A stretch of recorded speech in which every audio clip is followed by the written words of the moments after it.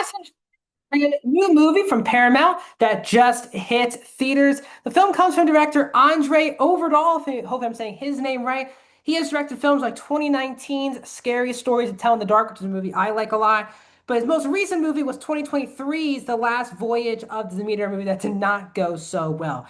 This movie stars Lou Lobel and Jacob Scipio, who play a newly engaged couple who are moving out of their Brooklyn townhouse to become nomads. People who obviously drive on the road and live on the road for a living. In this movie, they live in their van. But as they're driving a couple weeks into their voyage, they see someone run their car into a tree, but they realize that it wasn't just a random run-of-the-mill car accident. Something forced the person to die and have a car accident, and this presence deemed the passenger is now attached to our lead characters. Also, Melissa Leo is in the movie as Diana Sohn, who is an expert on what this entity is. The film is an hour and 34 minutes and is rated R. Welcome back, everyone, to a brand new review here on Max Talks Movies. My name is Max Zimmer. Welcome to the channel. This is my review for the new Paramount horror film Passenger. And I was actually kind of excited for the movie. The teaser trailer for this movie, which really is the opening scene of this movie, is fantastic. A really good cold open, which again, it delivers here. And that alone got me excited. I didn't really know much about the rest of the plot because much of the trailers, the first and the second trailer, were mostly revolving around the opening scene to the movie. And I'll say this, there are definitely sequences in here, but for the most part, this sadly is a run-of-the-mill generic horror movie. Now, Andre Overdahl, as I just said, made Scary Stories to Tell in the Dark, which is a movie I liked a lot back in 2019. I found it to be a very solid horror movie. His last film was not that good. This film has potential to be very good. And I'll say that the filmmaking, for the most part, is quite good here as well.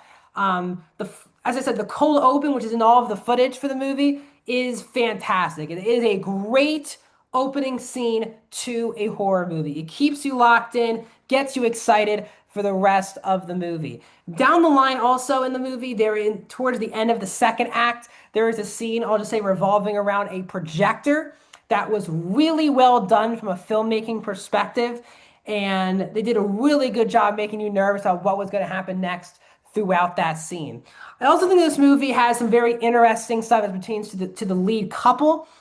Tyler, played by Scipio, he really loves being a nomad, believes that driving on the road, trying to figure out where to park and to sleep every night is exciting for him, and it does feel like home for him, while his fiance loves him to death and will do anything for him, doesn't really feel like being a nomad and driving around. That isn't really home to her.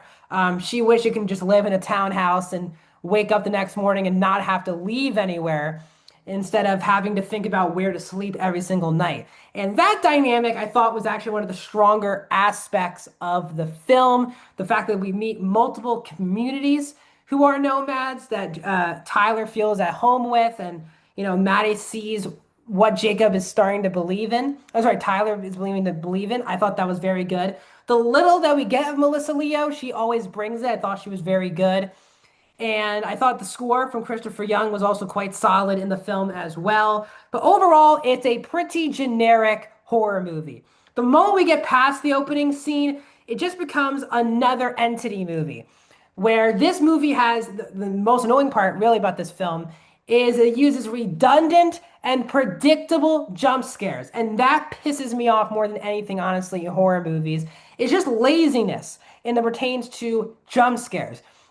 This movie has a lot of scenes where characters stop themselves in the track. Nothing's behind them. They hear something's walking behind them, but nothing's behind them. The camera rotates fully 360 degrees around the character.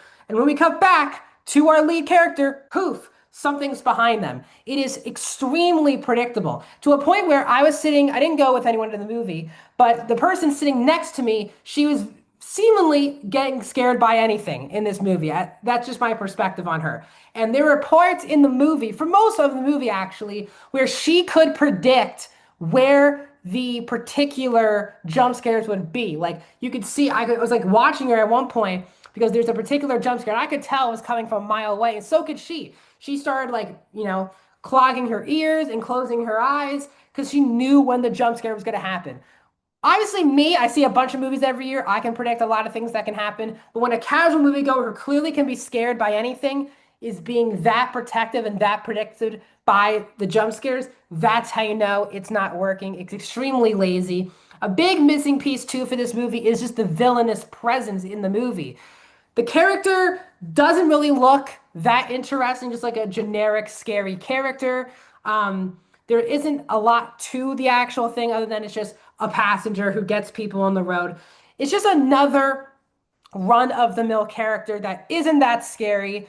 And there's also a point in the movie where the character just starts killing people left and right, like very quickly. But for some reason, because we have lead characters, it wants to take its time trying to kill him, I guess. It's just a lot of logic leaps you have to make on why the villainous character isn't just killing our heroes with a snap of its finger. So this is, and again, Melissa Maleo, who I like a lot, plays the generic, I am the expert who pops in, like middle-aged woman. I know exactly what's going on. You've also seen these in 100 other horror movies. So it's well acted, I think, from the lead performances. It's well made. The particular opening scene is fantastic, but the rest of the movie is just run-of-the-mill horror movie, very safe, not awful or offensive. It's not going to be one of the worst horror movies I've seen or one of the worst movies overall that I've seen this year, but still not a very good horror movie that I recommend skipping if you're planning on seeing it in theaters. I'm giving it a 2. Passengers getting a 2 out of 5 stars, guys. 40% for a passenger. What are you guys' thoughts on this movie? Let me know down in the comments. Like this video, subscribe to my YouTube channel, and I'll see you guys in another video very soon.